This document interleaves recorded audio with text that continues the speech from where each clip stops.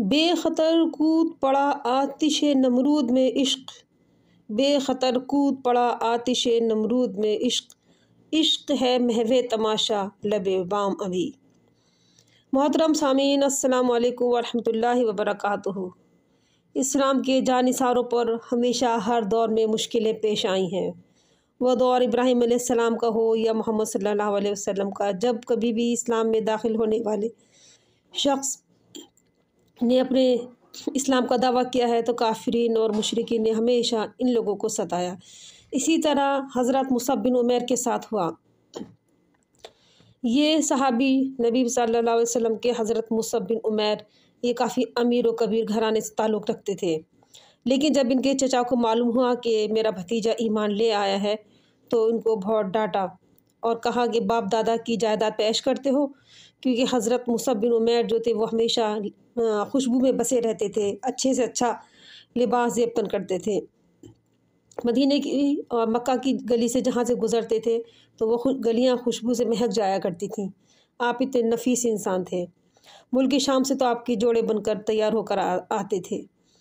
तो चचा ने कहा कि जिस बाप दादा की जायदाद पे और उनके माल दौलत पे तुम ऐश करते हो और उसी के दिन को तुमने छोड़ दिया है। तो हज़रत मुसअब बिन उमैर घर से निकलने लगे कि मैं ठीक है, मैं घर छोड़ देता हूँ। तो चचा ने कहा जो लिबास आपने पहना हुआ है कि ये भी तो तुम्हारे बाप दादा की कमाई का है। तो कहा कि ठीक है, लीजिए, मैं लिबास भी छोड़ देता हूँ। आपने वो लिबास भी उतारा और बिल्कुल बरहना हो के अल्लाह माफ़िज़ना आप घर से निकल गए। अल्लाह की खातिर, अल्लाह के रसूल की खातिर तमाम जायदाद को, तमाम ऐश व इशरत को, हत्ता कि अपने तन के कपड़े को भी क़ुरबान करके आप घर से निकल गए और हमेशा दीन इस्लाम की राह में खिदमत में लगे रहे।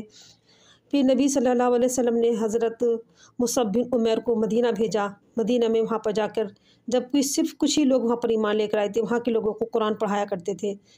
पूरे साल उन्हें वहाँ पढ़ाया और वहाँ के काफ़ी लोग बहुत ज़्यादा कुरान से करीब आ गए। हज़रत मुसअब बिन उमैर ने इस्लाम की खातिर बहुत कुर्बानियाँ दी और ग़ज़वे उहद में भी आपने बढ़ चढ़ कर हिस्सा लिया। आपके हाथ में झंडा था तो काफिरों ने जब एक बाजू पे हमला किया, एक बाजू कट के गिर गया तो आपने दूसरे बाजू से संभाला, दूसरा बाजू कट के गिर गया तो दोनों बाजुओं के जो बचे हुए ठूंठ थे इनसे संभाला।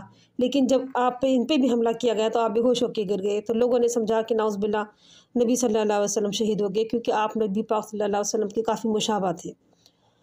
और जिस वक्त आपको दफनाया गया है, जब आपको नमाज जनाजा पढ़ने की तैयारी की जाने लगी तो लोगों ने देखा कि हज़रत मुसअब के ऊपर सिर्फ एक चादर थी, जो कि इतनी छोटी पड़ रही थी कि चेहरा ढकते थे तो पैर खुलते थे, पैर ढकते थे तो चेहरा खुलता था। तो सहाबा किराम ने नबी सल्लल्लाहु अलैहि वसल्लम से कहा, तो आपने फरमाया कि मुसअब का चेहरा तो ढक दिया जाए और पैरों पर घास डाल दी जाए। तो ये वो सहाबी जो कि इतने ऐशो आराम में इतनी अच्छी ज़िंदगी बसर करते थे, अल्लाह और रसूल की खातिर कितनी कुर्बानियाँ दी कि आखिरी दम भी एक इतनी छोटी चादर आपको नसीब थी। ये होते हैं कुर्बानी देने वाले। सहाबा किराम रज़ियल्लाहु अन्हुम की ज़िंदगी से हम लोगों को यही नसीहत मिलती है, यही सबक मिलता है कि हम भी अपने दीन इस्लाम की खातिर कुर्बानियाँ दें और हर तरह से दीन इस्लाम की खिदमत में लगे रहें। अल्लाह ताला हमें भी तौफ़ीक़ अता फ़रमाए। आमीन सुम्मा आमीन।